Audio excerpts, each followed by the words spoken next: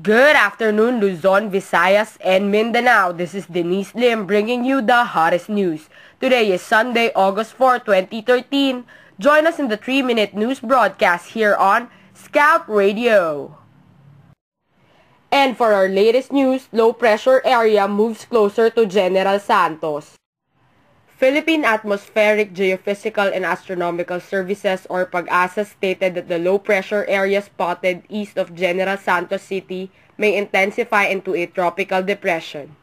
Weather forecaster Alzar Aurelio said that the low-pressure area, which was spotted 380 kilometers east of General Santos City as of 10 a.m., will be named Kiko once it picks up strength.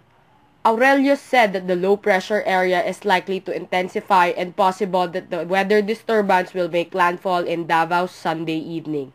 The low-pressure area was also embedded along the Intertropical Convergence Zone, affecting Mindanao.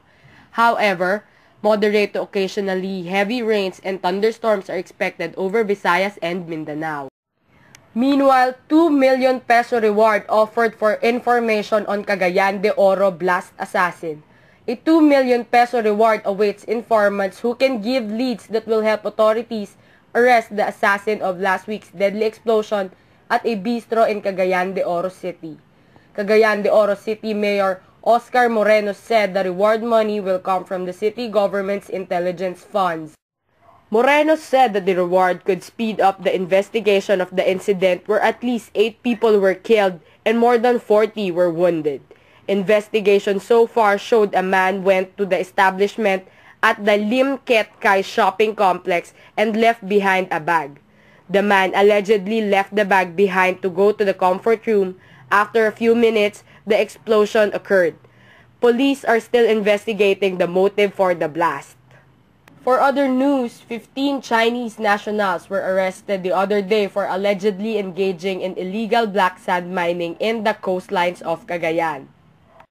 Mines and Geosciences Bureau Director Mario Ancheta said that the Chinese were working for Huasha Trading and Mining Corporation, which was reportedly found to have been illegally extracting black sand along the shores of Apari Town.